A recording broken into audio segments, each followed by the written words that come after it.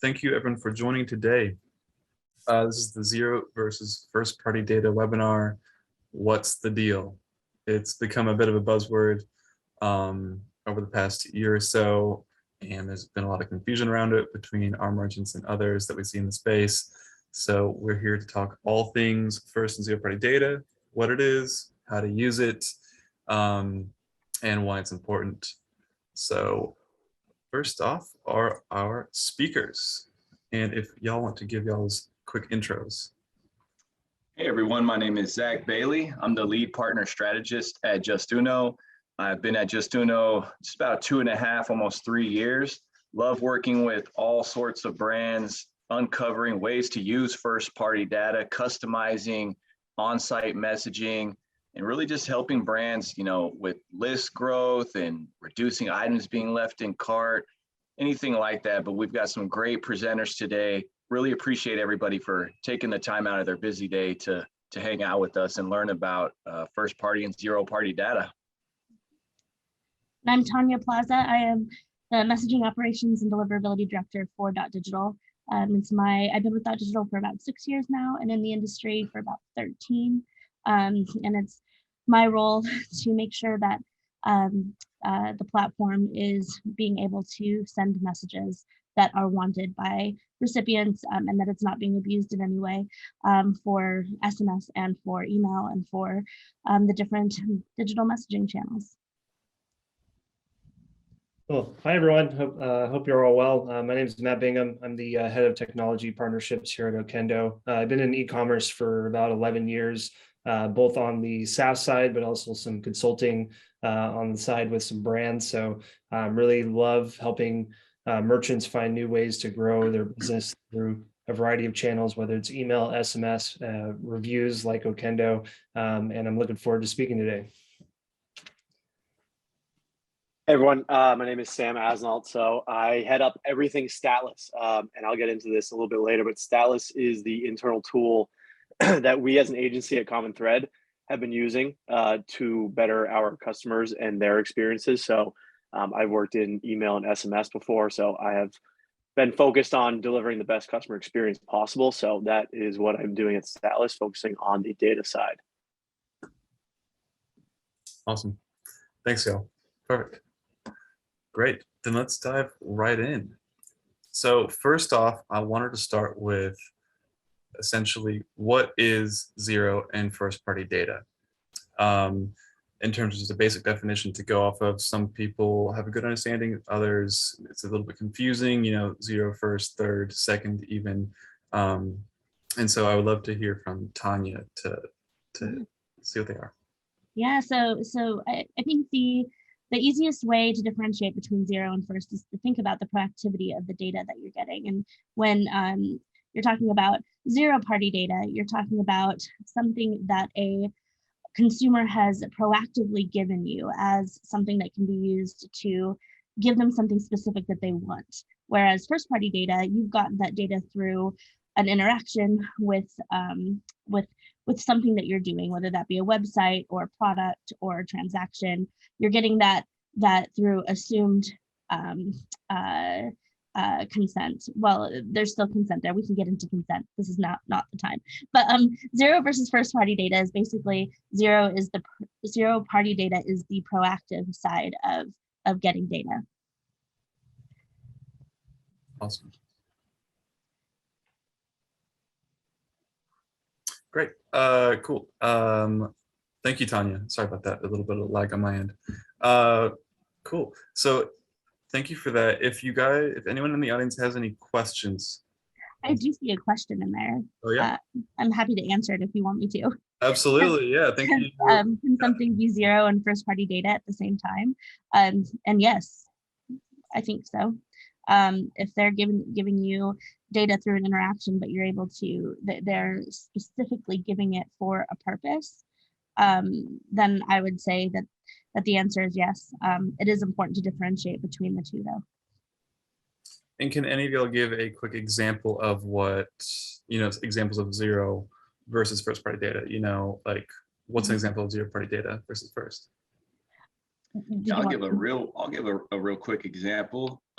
With zero party data, mean, we all land on websites every day that we like, right? And we want to hear from those brands on products that we like. So I might provide to them that I really like camping accessories. So when I land on site, I've also provided them in maybe like a lead capture my first name. So the use of first and zero party data could be something like, hey, Zach, welcome to the site.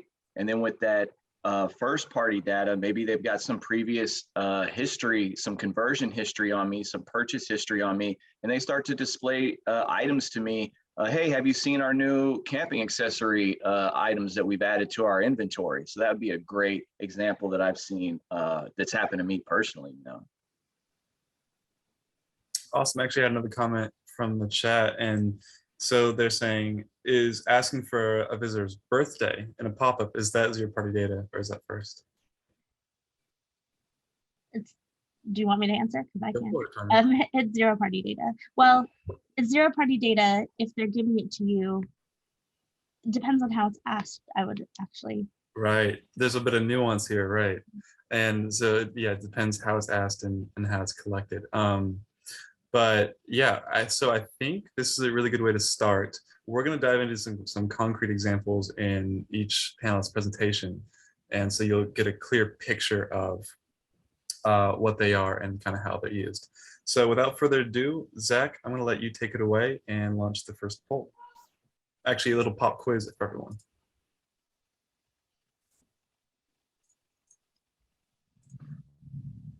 All right, Zach, you want to share your screen? All right, can everybody see my screen okay?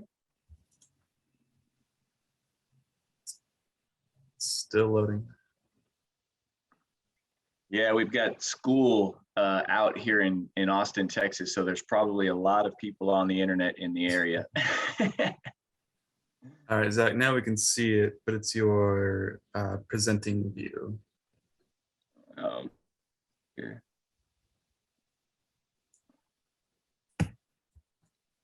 How about now? Perfect. Okay, cool. So let's hop into this, right?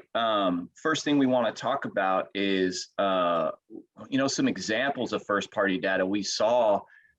And Lisa and Tanya, you gave a great example here of the definition of it. But for me, I'm one of those people, I need to kind of get the real world examples, right? And so zero-party data, someone lands on your site. We want to start to gather that information, polls, surveys, email, SMS, reviews, birth dates, zip codes. Those are all great indicators, because what you're doing is you're asking the visitor to provide you some information. So that's voluntary, right? That's that zero party data. They're gonna go ahead and provide that to you. Now, first party data, right? That's what I had mentioned earlier: purchase history, browsing history, off-site channel, email clicks. What discounts are they using? People often will go into their platforms like Shopify and BigCommerce and see which visitors are clicking on the 10% lead capture coupon.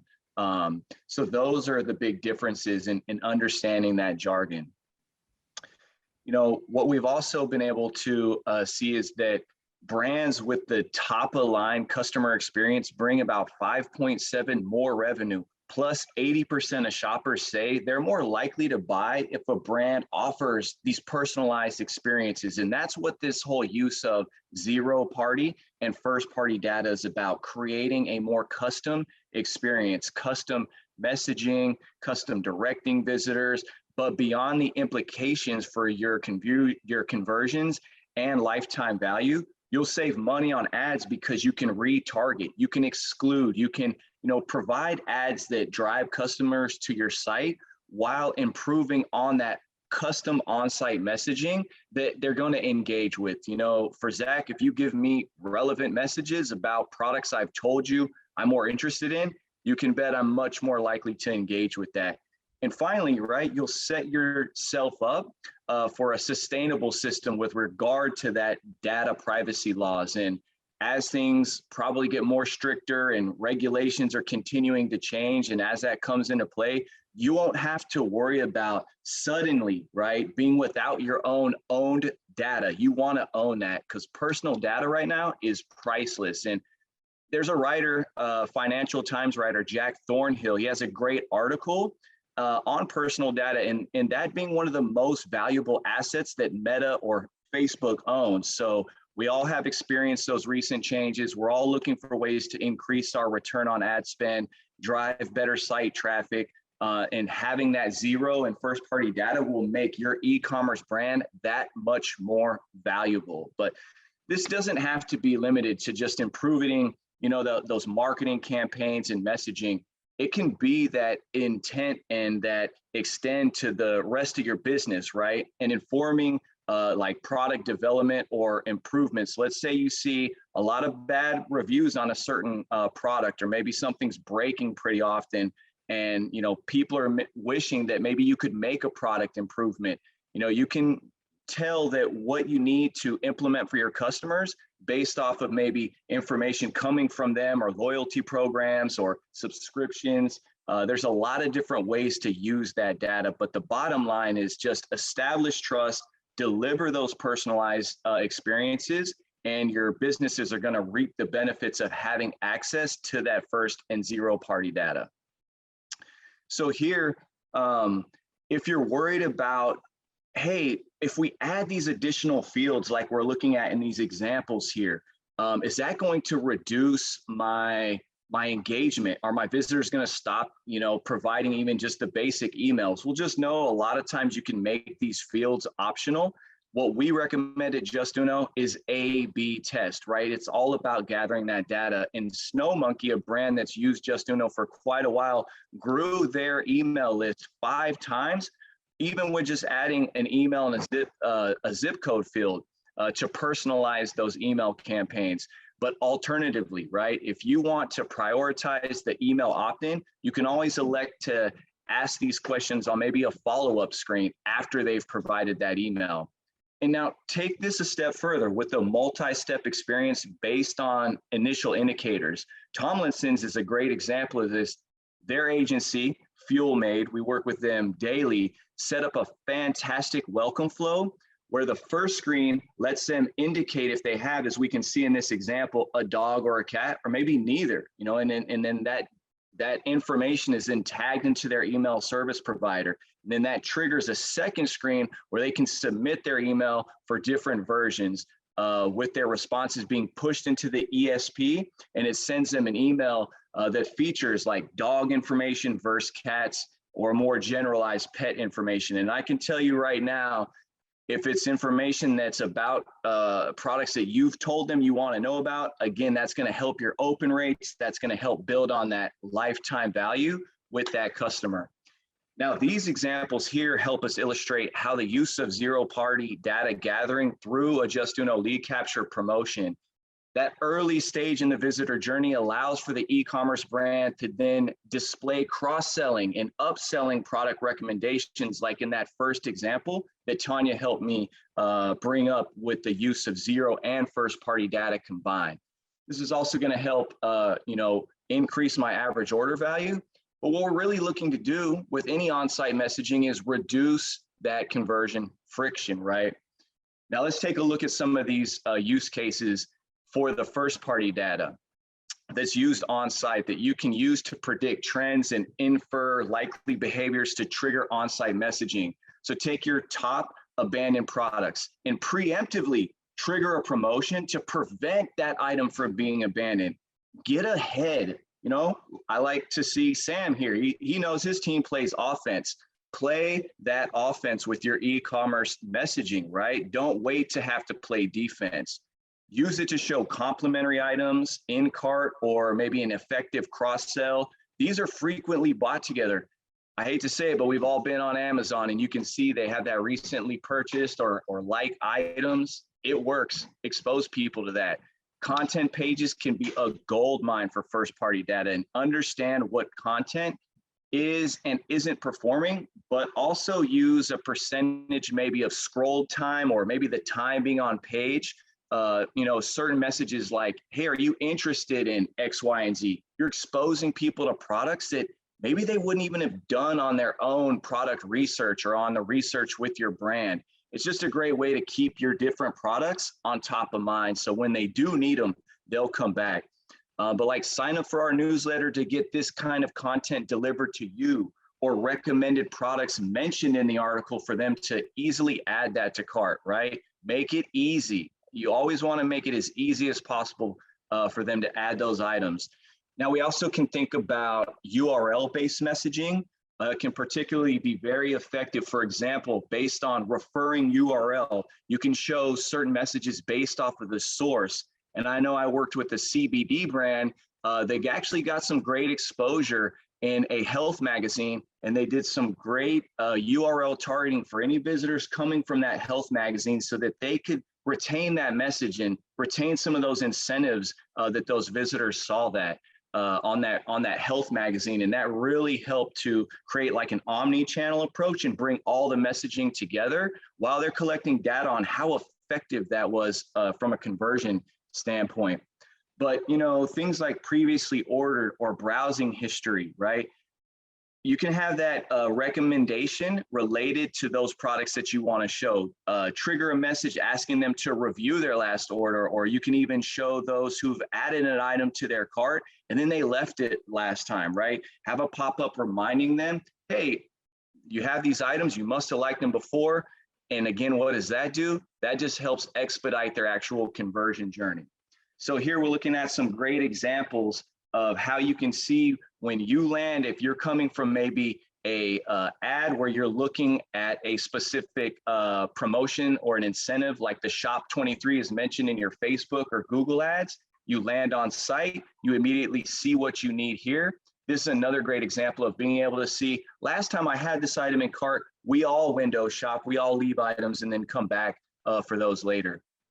Now, automation is a game changer for businesses, right? And zero and first party data helps to power it. So automate content like welcome flows, but also informational campaigns like drip drop. Ask their customers here in this example, which of the 3 charitable programs they're most interested in. And from there, they can personalize emails to update them on preferred programs.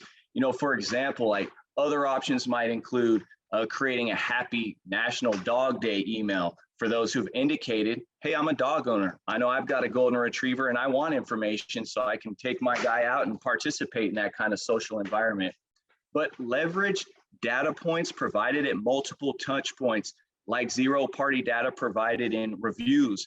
You'll collect context for their experience with products, as well as insight into other personal attributes, hair color, weight, skin type. Like Okendo shared previously, if we already went a text, stack that plays together nicely, it's key so that you'll want to make sure that everything that can be integrated is to share with that data and to personalize that customer experience accordingly. So the key here, right, is to have that scalable zero and first party data, collect that data, organize that data, and to use that data. Oh, and I believe that should be it for us right here. Awesome. Thank you, Zach.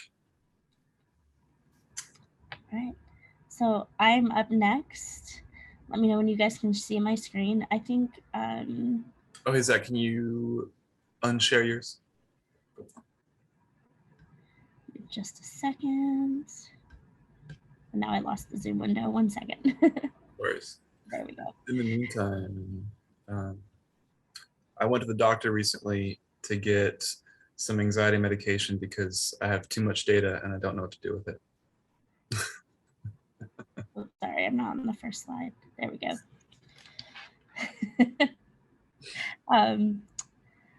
Yeah, I'll go ahead and get started. And what I'm going to talk about here is the next step in using that data, right? So we've got this zero-party data, we've got this first-party data, and one of the next steps is to make sure that you're building a personalized journey to make sure that recipients are getting what you've told them you're going to be sending them via the different methods that you've gotten their data from, whether that be through different types of email or different types of social media messaging or with SMS.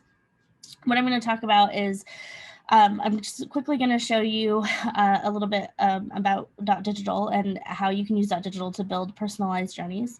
And then we're going to talk, most of the bulk of what I'm going to talk about is about building trust with customers and making sure that the information that you're getting is being used properly, that it's being used in context, and that there's multiple channel, that it's going both ways, right? You're listening to your customers and they're listening to you. They want information from you, but they're also giving you information that will help you be a responsible marketer. So dotdigital's, and I can move this. Is this in the way of people? There we go.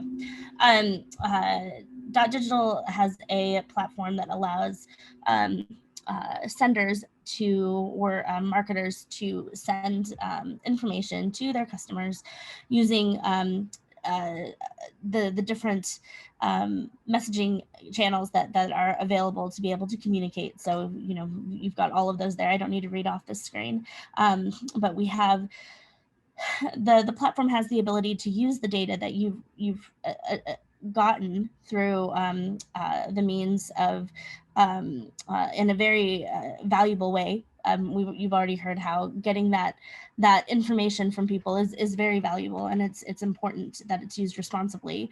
And you have the data at your fingertips. So now you need to be able to reach out to your customers and to have a platform to do that. And dotdigital does have all of those different ways of making sure customers are communicated with.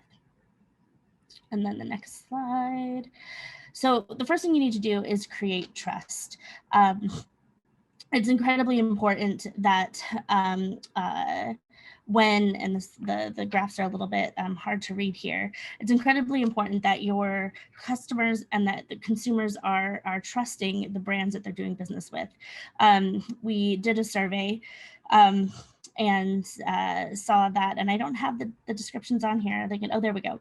39% of the respondents don't mind exchanging data with brands for something in return of value. 40% growth in brand preference. Sorry, I am really stumbling over my words.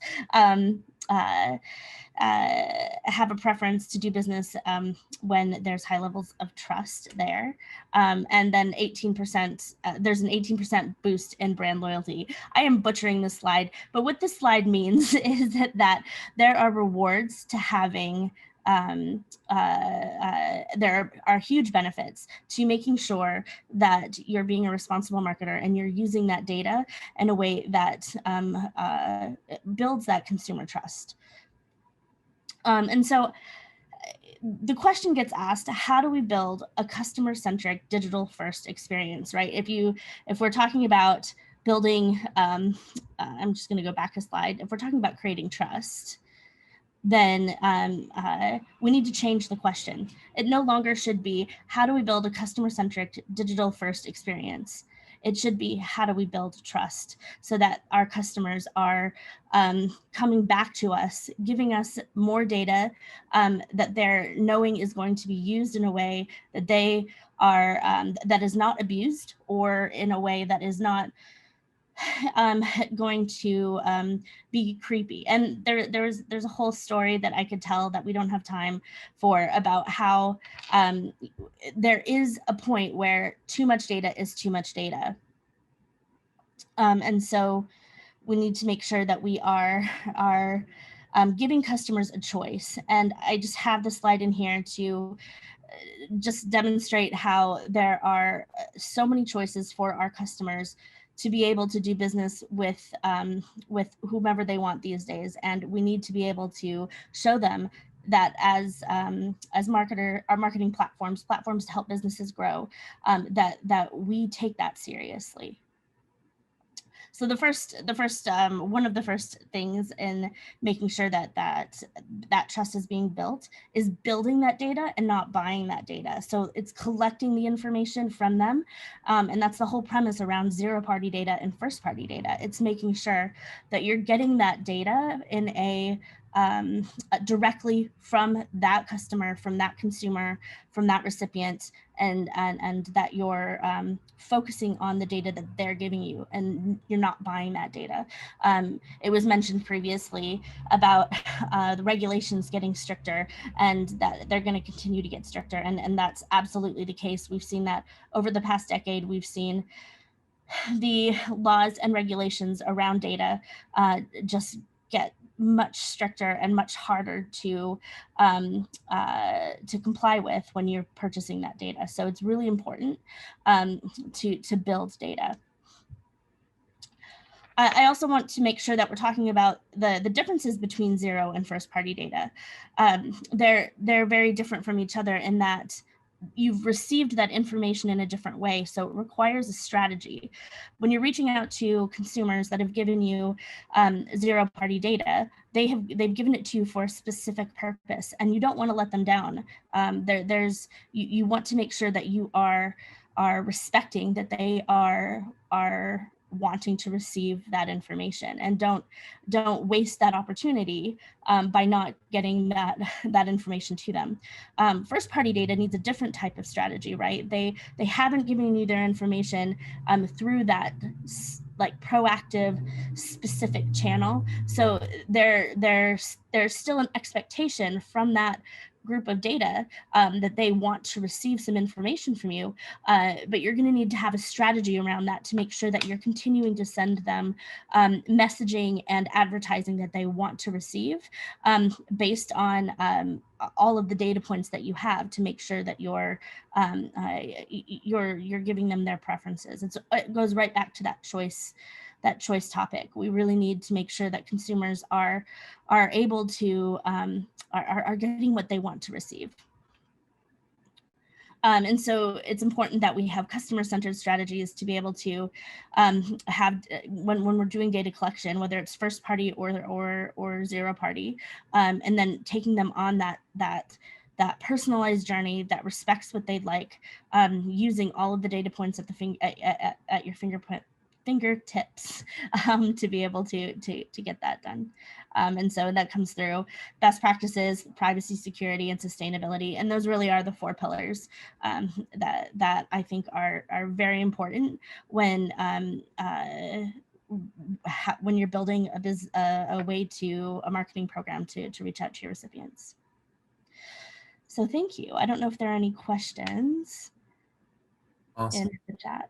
Thank you, Tanya. Yeah, if there are any questions for Tanya, throw them into the chat and we'll get those handed off to her. Thank you, Tanya, for all that. And no worries for the deck stuff, but thank you very much. Yeah, please, if you have any questions around data or especially emails, Tanya is our go-to. So please send those in the chat.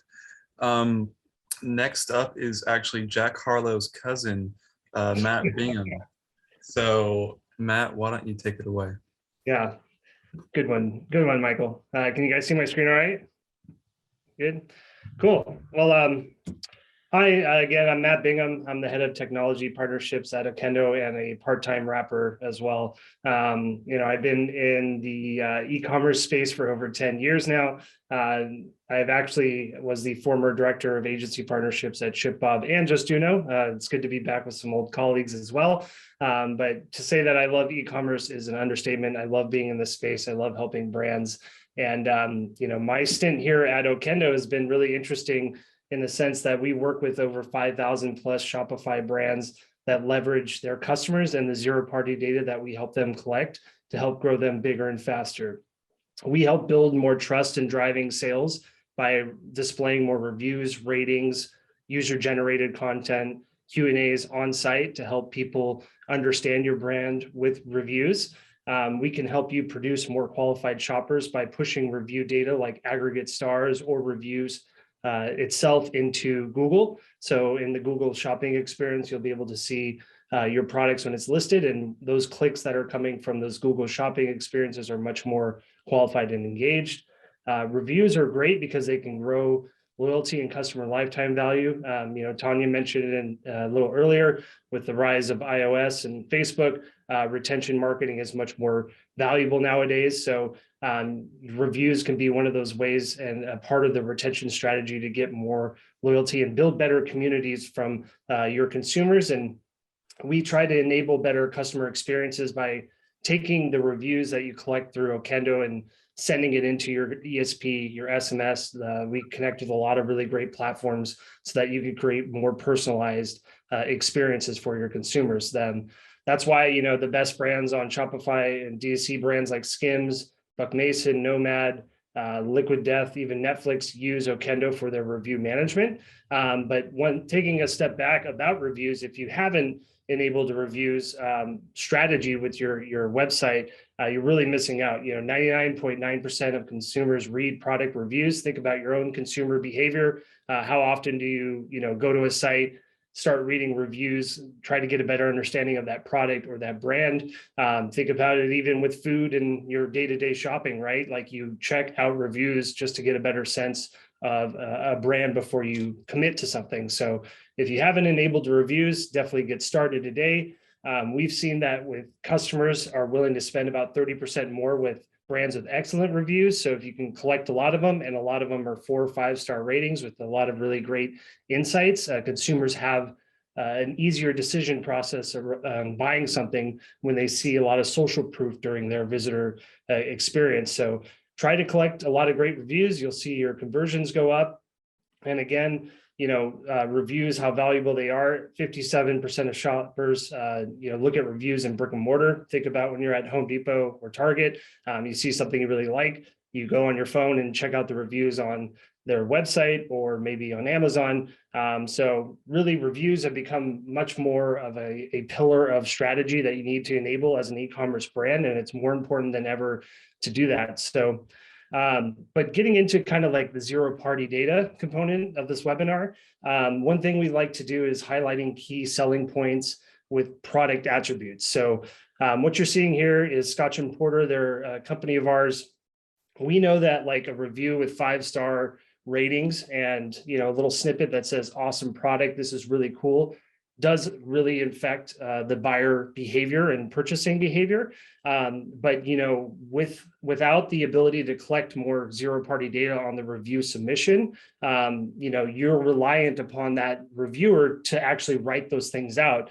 If you actually ask those reviewers to give you some additional data points on the review submission, you're going to be collecting more valuable insights, but you could also display it. So on this PDP, you're seeing that they're collecting some product attributes around a beard solution, the scent, the effectiveness, the feel-good factor. These are all data endpoints that the person inputted when submitting the review. And if I was brand new to this site and learning more about this product, I can get a better sense of like what that product's value is and how it can affect me, what the scent, the effectiveness, and how I would potentially like to enjoy that product. This is actually another way that you can increase conversions with customer attributes. So another zero-party data point. This is Elia Beauty. We've been working with them for years. And again, you could see on this PDP page, they do a great job of collecting the star, a really great text review, maybe a little UGC of like a video or photo. But what is different about Okendo and what we try to teach brands with zero-party data is collect some customer attributes. So they collect skin type, skin tone, undertone, concern, age range on the reviewer submission process. And what this does is if I was looking for a product that for me, I'm a specific age range and I'm worrying about aging, I can align my purchase decision with this customer attributes. And we've seen time and time again from our merchants, when they display this type of attributes in the reviews, people can actually filter out and find relevant information that aligns with their decision. So again, if you haven't been doing this with your review strategy, this is something you can enable today and really see more data collection, but also help you with the engagement of your consumers, and kind of tying those two attributes, customer and product, into kind of a strategy. You got to really highlight what's important for your customers. You can collect all the data in the world, but you want to make sure that you're asking your reviewers to submit information that's relevant to potential new customers or even existing customers. So this is Midori Beauty. They've been collecting product attributes and customer attributes in their review displays.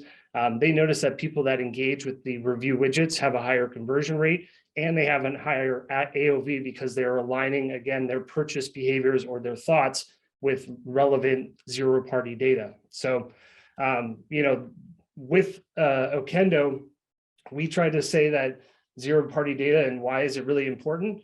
Again, we mentioned it a couple of times in this webinar, the iOS and Facebook updates are making it challenging with paid acquisition. It's never going to be a component of your business that's going to go away. You're always going to have to acquire new customers, but retention can be key. So 80% of your revenue can come from 20% of your customers, but consumers nowadays want to feel more valued and engaged with the brands that they interact with. So the more data points that you can collect from those people and then use them, that's going to be something that helps you as a brand, but also help me as a consumer of your brand understand who you are, help me understand what products I might need to purchase or I might not be aware of yet. And this is what the zero-party data that you can collect with Okendo and reviews can be so valuable. There's some consideration with zero-party data, right? Like you don't want to ask your reviewer to give you 1,000 different data points. One, your review submission rate would be low, but not everyone's going to do that. But I think there's a couple main components you need to think about. Don't ask for too much. 5 to 7 attributes are usually pretty key. It's the same thing like with Justuno. You don't want to ask for an email, phone number, and then 6 different other fields. You want to keep it short and sweet, but it's also information that's super valuable to you as a brand. If you're going to ask some people for some data points, you want to ask something that's relevant for your marketing channels or just something that you want to collect and display on the site. You can see here, this is Born Primitive. They're an athleisure company that we work with. They're collecting, again, some customer attributes, but down at the bottom is really interesting. It's a performance component, right? It's cross-training. Maybe it's different compared to like regular, just everyday gym goer versus like a cross trainer. That information is super valuable for you to then segment and share out in like email and SMS channels. You want to send emails to the cross training segment versus people that go every single day just to work out. So consider the type of data you want to collect and how you want to leverage it. And then also, you want to build trust with your reviewers and your customers. You want to make sure that they obviously know the review is going to be displayed on the site, but you also want to let them know that we're going to be using this to help you, give you more personalized recommendations. And also you can incentivize for the reviews and kind of say, thank you for this insight. Here's $10 off your next purchase. So build trust, collect the data points that are relevant to your brand and your marketing strategies. And you can always test and tweak and try to find new channels for you to market with. My last few slides are just a couple, again, customer and product attributes examples, but it's also really interesting to see that a company like skincare, they're collecting specific customer attributes. What's different compared to like an at-home company, right? Like this is Plunge, they're an ice bath company. This is a lot different information compared to the skincare, but what's relevant here is they're collecting zero-party data that they can use to showcase, but also help with their channels. What's even more interesting is even in between, at-home home goods like this Plunge company and a sleep company, right? They're collecting customer attributes, but it's again relevant to who they are. It's a mattress company. They're asking about sleep style, who they sleep with, what age range. So even in the specific vertical like home goods, you can ask relevant data points or zero data points that you can then leverage and use. So, and I mentioned this a few times in the presentation, but we try to do a great job of collecting those customer and product attributes so you can display them on your site and help with social proof and conversions. But you can help, or you could take that data and then sync it into your ESP or SMS platforms. Take that zero-party data, create better audience segments. You could send more personalized and targeted recommendations or items or educational pieces. I think a great example is like if I bought basketball shorts from a sporting good companies, but then I told you I'm a power forward and I also really like certain shoes that go with it. That's a valuable reviews data that you can display, but then you could send me more information and products bundles that I might not be aware of. So take the zero-party data, leverage it in a certain way. The same thing with customer and also first-party data, like Zach mentioned earlier, the stuff that we can pull in from Shopify, matching it with the Okendo customer attributes. That helps you create better lists and segments.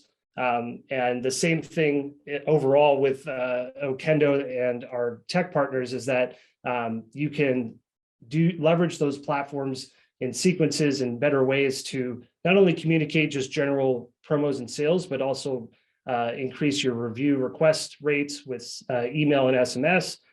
We've seen a lot of our users like send out a review request via an ESP and then send an SMS send if they never submitted that review. You can collect more social proof with SMS, so people can upload photos and videos of the review.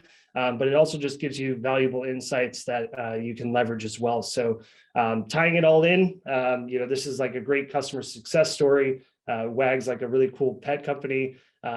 They've done a great job of product and customer attributes around their dogs that people are buying for, but they've seen not only the review click rate increase, but the orders increase, the revenue per recipient increase, because again, they were sending more personalized information based on the zero-party data that they were collecting. So that was short and sweet. If you guys have any questions, my email's right here, matt.bingham@okendo.io. If you guys want to talk about email, SMS, or reviews, I'm happy to talk about it. We are offering 60 days free to any webinar attendee before June 30th. So feel free to email me and we can talk about the offer and get you set up. We have some new features that just launched, and we can actually help you import your reviews from a competitor in less than 7 days in some scenarios. So thank you guys, and I'm happy to answer some questions. Awesome. Thank you, Matt. Actually, yeah, I had a question coming from the chat, and this is about reviews in particular. So with someone with all 5-star reviews, if there's a brand and every review is 5 stars, it's not really believable.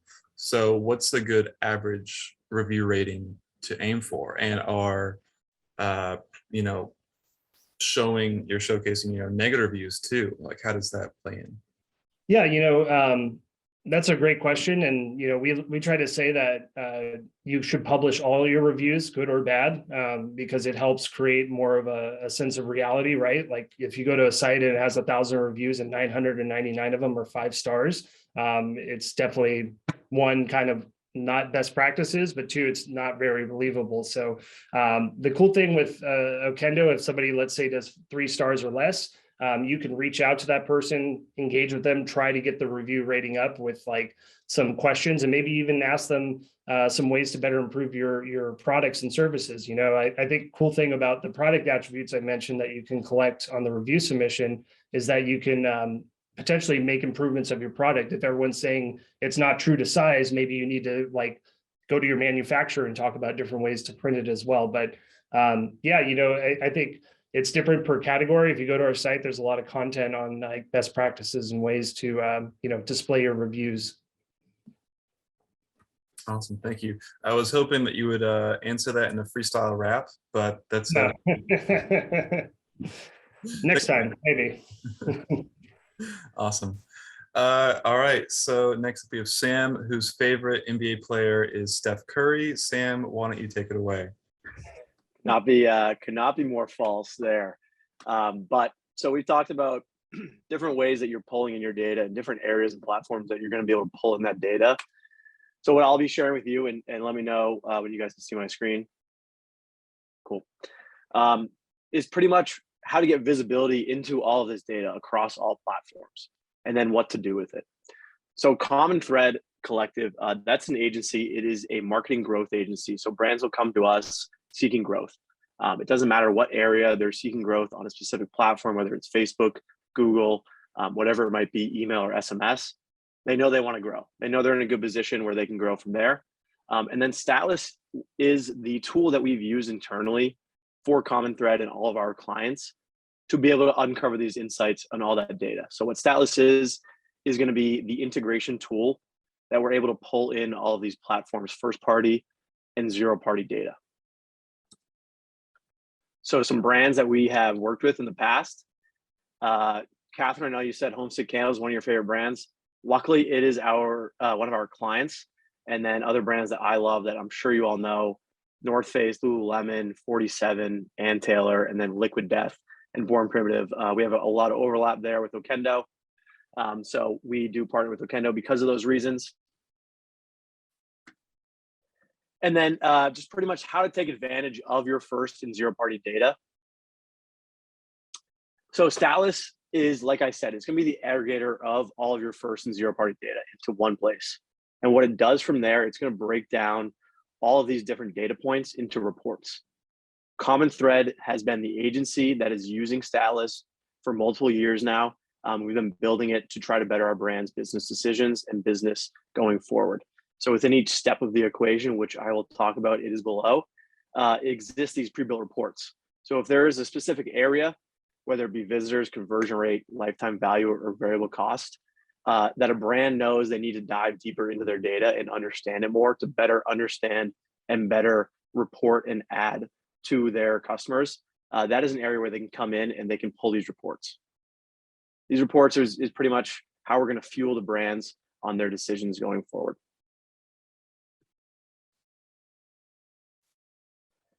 So real quick, just Statlas, this is going to be one of the graphs I will be showing, but it gives metrics like AOV, the cash multiplier, the overall LTV, LTV by product.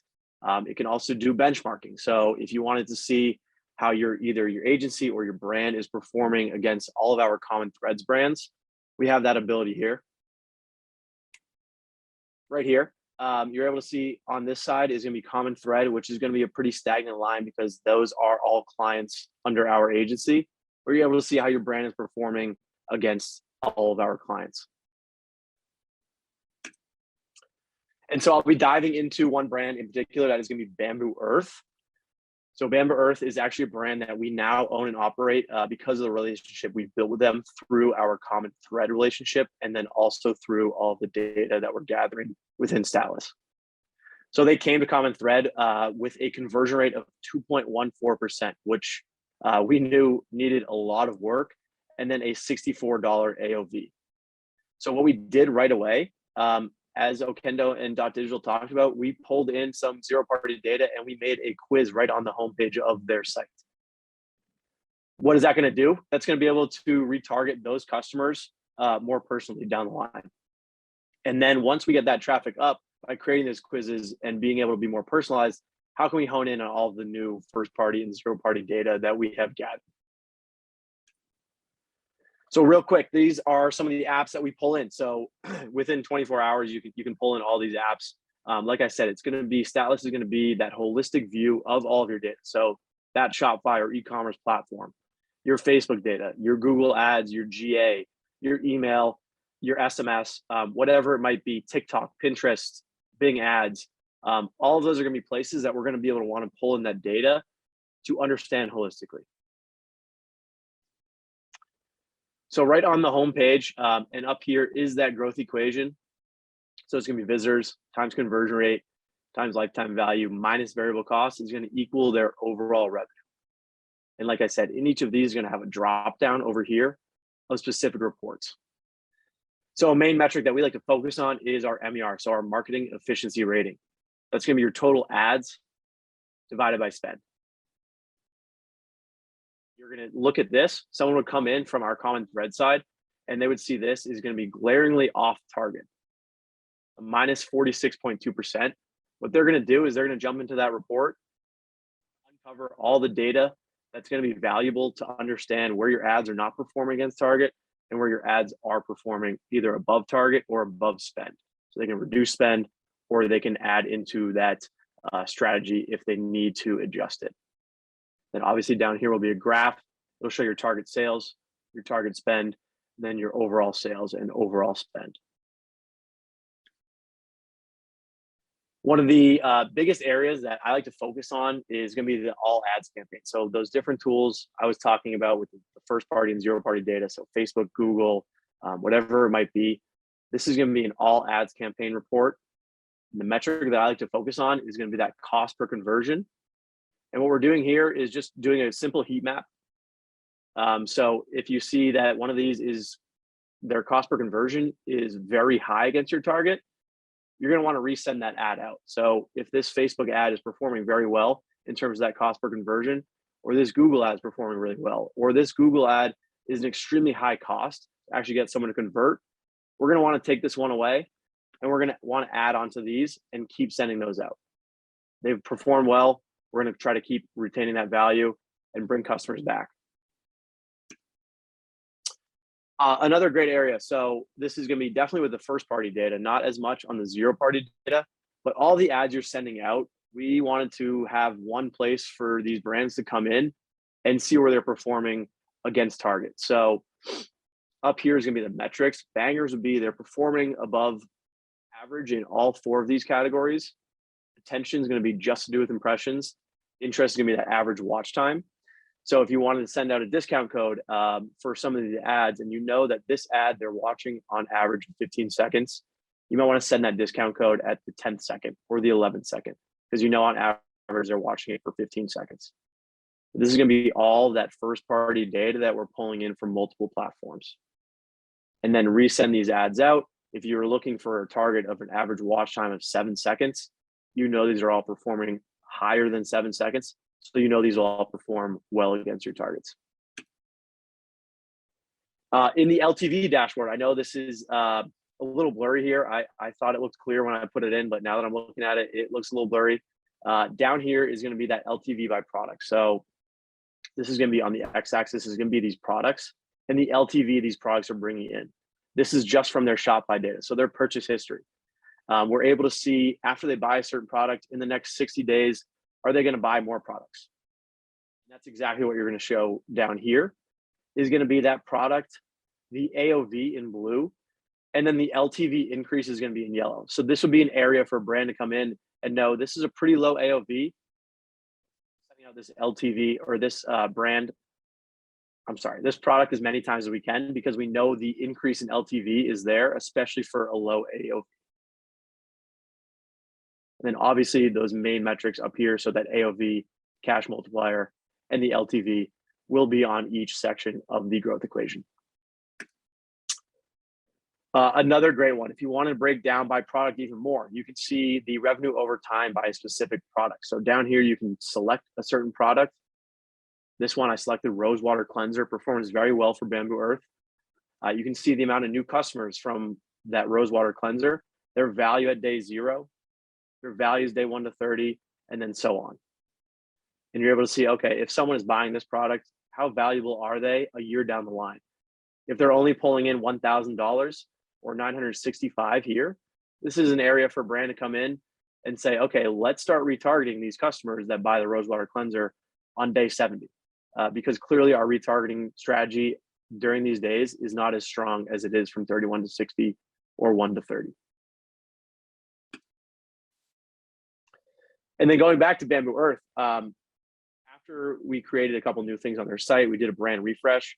I know we only have a couple minutes here, so I will try to wrap this up quick.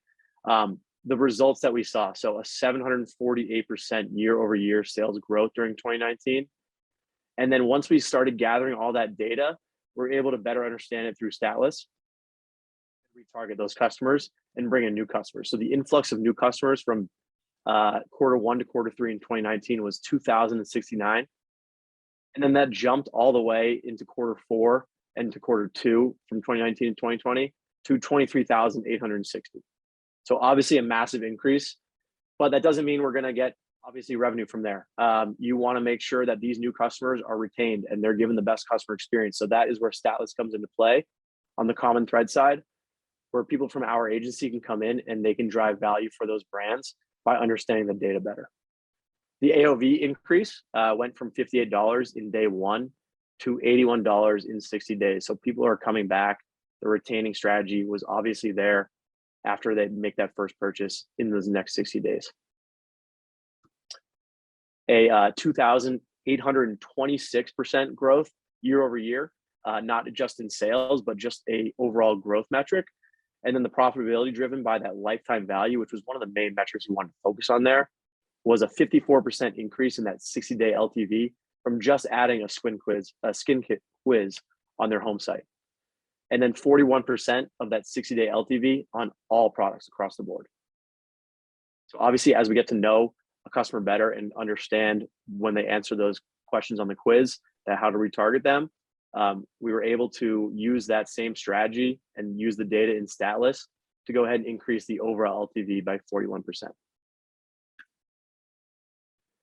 That is it. I see some chat, so I might have to answer some questions, but an exclusive offer for any webinar attendee, 1 month free if you sign up before July 1st. Feel free to just email me, send me a LinkedIn connection, whatever it might be. I will be here. I am the sole proprietor of Statlas, so anything that comes up, I am there to answer it. I'm the onboarding specialist. I am the sales specialist. Pretty much anything Statlas related, I am the specialist there. So feel free to ask me any questions on that. And like I said, there is 1 month free if you sign up before July 1st. Awesome. Thank you very much, Sam. Yeah, echoing Zach there in the chat, that huge AOV jump by $21 per order, over thousands of orders, is a huge jump. So awesome stats there. And quick note to everyone, for our panelists and in the audience, I meant to say this. This is an hour and 15-minute webinar, so we have about 10 extra minutes or so to get these questions answered. And real quick, Sam, we had one Mark from the chat, and he wants to know, what is the overall growth metric? What does that mean? What's the definition of that? If you're talking about Bamboo Earth specifically, that is going to be the amount of customers that we were able to bring in. So not just purchases, but the amount of customers.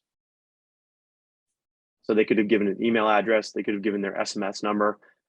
We consider that a customer. Mark, let us know if that answers your question. All right, great. Well, thank you very much, Sam. Now, let's dive into some other questions that came up. So first off, one I saw that came in earlier is, it was mentioned that having too much data on your customers is a little bit creepy. And so is there a way to know when it's too much, or if you're asking too much from your customers or something like that? And Tanya, I feel like you'd be perfect to answer this. Yeah, this is a question I get frequently. The amount of data that you need for your consumers should be only the data that you're going to be able to use. So if it goes beyond being able to use that data, then that's when it starts to get creepy. And not using it intelligently also causes it to be something that consumers would see as creepy, right? We all give our data freely. Let's use the coffee shop example. If we frequent a coffee shop regularly, they have enough data on us probably to do more than just sell us coffee. But how much of that data is worth keeping, right? It's the data that's going to keep us customers and consumers. The rest of that data would be considered creepy. Thanks, Tanya. I would also say too much data would also like cause you to have like data fatigue or going down rabbit holes. Like sometimes it's a lot of SaaS companies talk about like collecting as much as you can, and you know there are values, but I mentioned earlier it's like finding what's relevant to you, and like your marketing channels is probably the best route to go. And if you have all this data, sometimes you'll go down a rabbit hole and then you might not even come to a conclusion. It's like, what did this data even really tell me? Right. So I think it's like Tanya said, is like keeping it simple, knowing what your consumers would like to do with the data that you do collect about them and how you market towards them is probably the best route to go than just collecting as much as you can. Because I think it's just going to lead you to decision fatigue and some bad paths that might not even be fruitful as a brand. So. Absolutely. Awesome. Yeah, if y'all could talk to my doctor about my data anxiety, that would be really helpful, because they don't seem to understand it. They don't think it's real. It's not in the DSM yet. So no, thank you. Thank you, Matt. Thank you, Tanya. And one came just in from the chat, and this is for everyone, but Zach, if you want to, let's start with you. It's, what's the biggest mistake you see merchants make when it comes to first and zero party data? I would say the first mistake is probably overloading your lead capture, like Matt had mentioned, with too many fields. Uh, less is more. And ultimately what you're looking to do is build on that relationship. So grabbing a email or grabbing a SMS, and then maybe having one field that they can indicate, like what's the main product that they want to hear about. Is it men's wear, women's, children's? Keep it simple. And then maybe on their next visit after 3-4 page scrolls, that's when maybe you want to get more specific. Maybe you want to direct them to a product page and then ask them specific about products. But I would say the biggest opportunity is ask for that data. You can use it, and it's very helpful for you to start to curate those type of messages. Awesome. Matt, Tanya, Sam, y'all have any insight into merchant mistakes? I would say, and I know that I'm in a little bit of on a different side of the business when it comes to this, but the biggest mistake I see is when they treat them the same. They treat them as the same groups of consumers. And I know it's easy to just think, oh, I know both of these, person A and person B, they both are interested in, I'll use the coffee example again, this type of coffee. One gave it to me through first party, one gave it to me through zero party, and treating them as the same and expecting the same responses and the same results.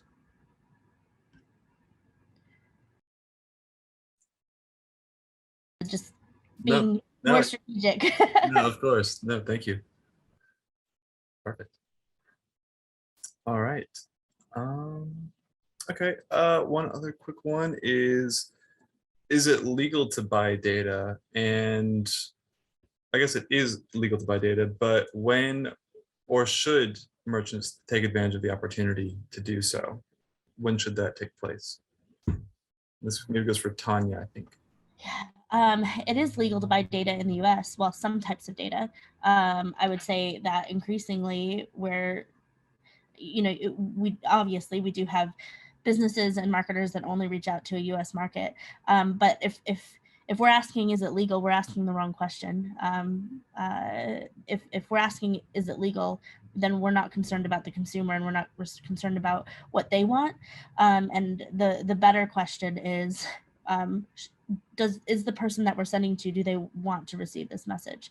And if there are other indicators or other ways that you can see that yeah, actually they do want to hear from you, that's the question to ask, not is it legal? Because we're slowly losing the ability to have that purchase data here in the US as well. So we're just going to go down the same route as the rest of the global industry has, and we need to be prepared for it. And just because something is legal doesn't mean it's okay.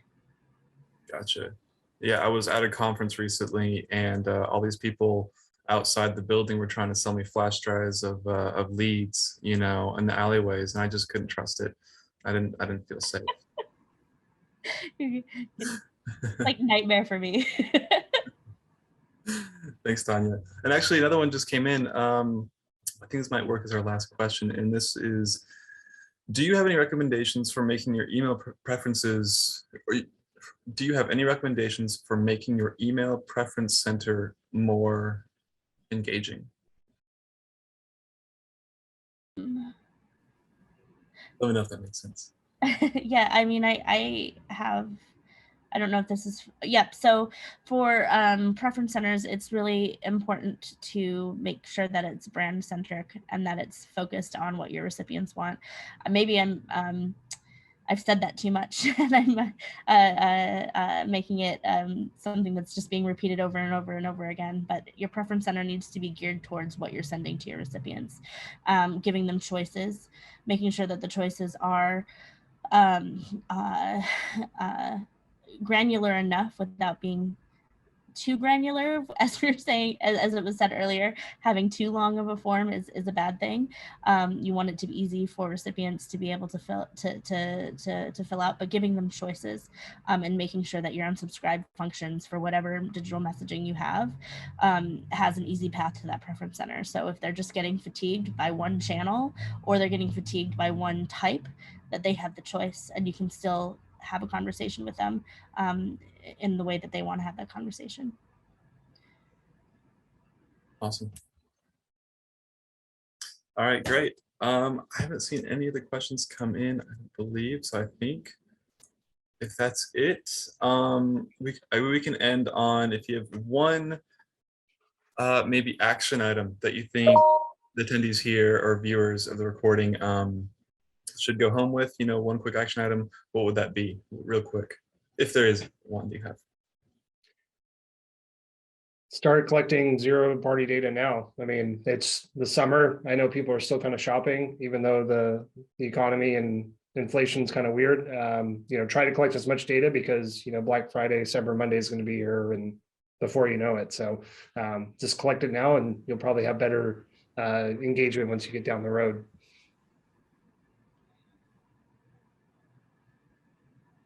Yeah, I think really just understanding your customers is going to come from understanding that data and how to better give them a customer experience. So as Matt just said, like pull in all the data you can. I know it might be overwhelming at first, but being able to understand that data is going to make you understand your customers better.